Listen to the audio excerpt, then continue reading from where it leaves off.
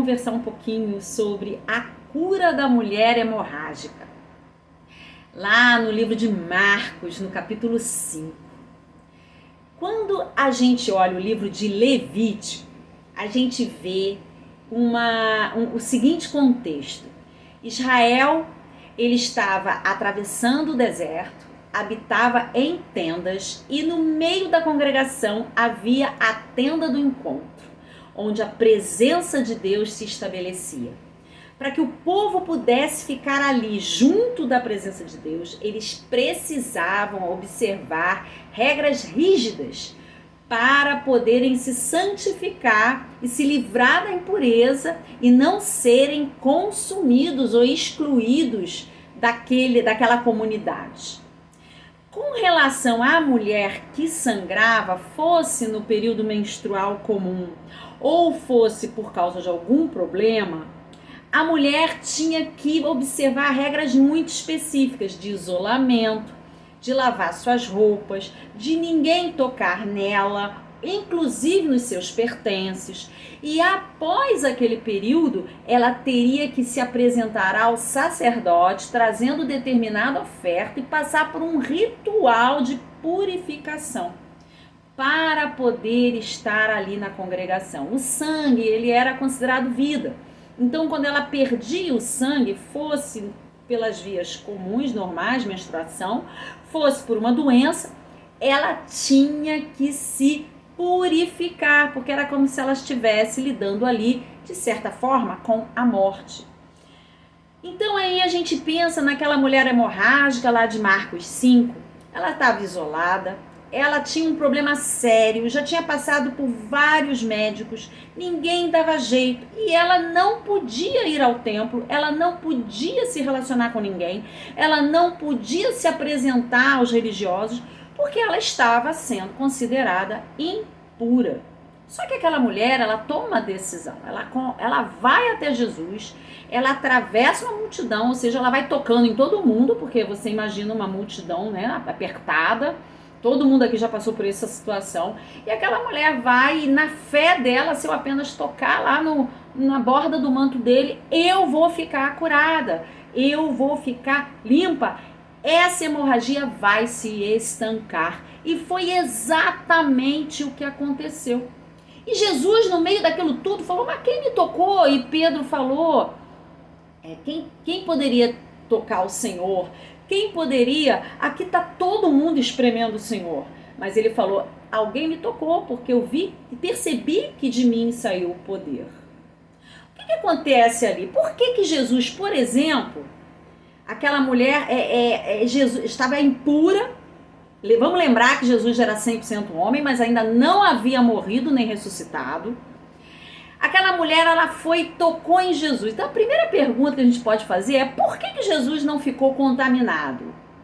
Porque lá em Levítico, se uma pessoa impura, ela chegasse perto do sacerdote, o sacerdote não podia chegar perto dela, porque o sacerdote ia ser contaminado também.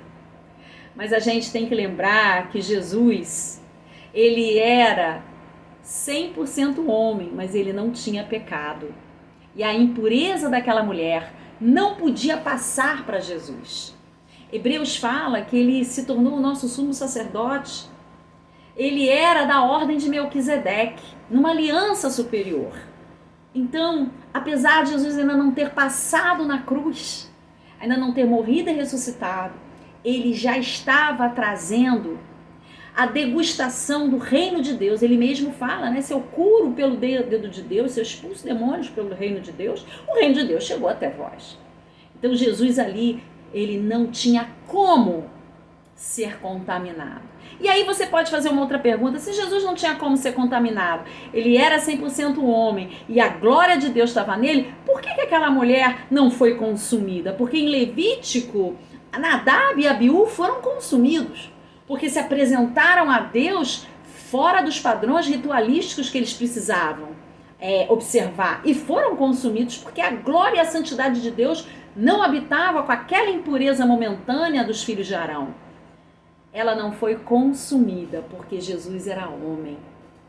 Jesus estava como homem, ele veio, o próprio Deus veio como um de nós, para se identificar conosco, para sentir como nós éramos, para sentir o que nós tínhamos, nossas mazelas, nossas dificuldades, nossas tentações. Jesus, ele veio como homem. Então ali, naquele momento, ele estava tabernaculando entre nós, e por isso ele podia curar, ele podia fazer o milagre, ele podia estancar aquele sangue. Então você veja bem, aquela mulher, ela tinha que, para se apresentar no tabernáculo, ela tinha que estar purificada, mas Jesus era o tabernáculo vivo, Jesus era o templo sagrado vivo.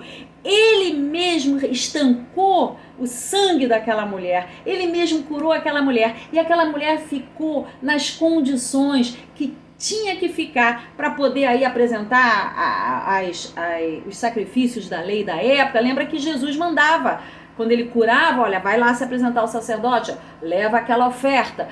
Então aquela mulher ficou pronta para poder voltar à sua vida. Jesus era o templo de Deus móvel, que curava. Ela não tinha como ser curada, nem um médico. Ela ia ficar sempre naquele cativeiro. Mas Jesus arrebentava as cadeias da prisão daquela situação. E por fim, eu queria falar com você que Jesus, ele cumpre a lei, na medida em que o objetivo de Levítico era a restauração da pessoa a um relacionamento com Deus e a comunidade, a ela estar inserida na comunidade. Jesus cumpre a lei, porque através da graça e do reino de Deus, de uma superior aliança, ele restaura o ser humano, ele cura o ser humano e ele abre essa porta para que a pessoa possa sim viver uma vida de relacionamento com Deus e viver uma vida plena enquanto estiver aqui neste mundo. Eu espero que essa palavra tenha te abençoado ricamente. Um beijo no seu coração e até a próxima.